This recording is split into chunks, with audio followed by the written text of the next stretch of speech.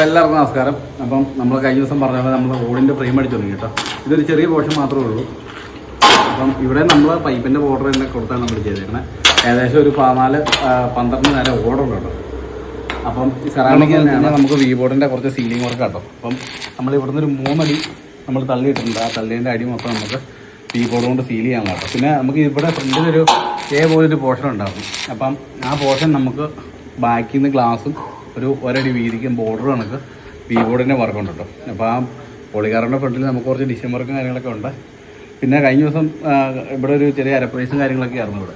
അതെല്ലാം പൊളിച്ച് കളഞ്ഞിട്ട് ഇവിടെ ഒരു ഒരടി പൊക്കത്തിൽ നമ്മൾ കട്ട വെച്ച് സെറ്റ് ചെയ്തിട്ടുണ്ട് കേട്ടോ. അപ്പോൾ നമ്മുടെ പ്ലാനിൽ കിടക്കണം അങ്ങനെയാണ്. അപ്പോൾ അതുകൊണ്ട് തന്നെയുള്ള പരിപാടി എന്ന് വെച്ച് കഴിഞ്ഞാൽ നമുക്ക് ഇവിടെ ഷെയ്ഡിൻ്റെ ഒരു ചെറിയ വർക്ക് ഉണ്ട്. ഇതിനോടനുബന്ധിച്ച് തന്നെയുള്ള ഷെയ്ഡാണ് കേട്ടോ. അപ്പം നമ്മൾ കഴുക്കലടിച്ച് നിർത്തിയിട്ടുള്ളൂ. അപ്പം ഇനി അതിൻ്റെ ഫ്രണ്ടിൽ ബോർഡർ കാര്യങ്ങളൊക്കെ വെക്കാറുണ്ട്.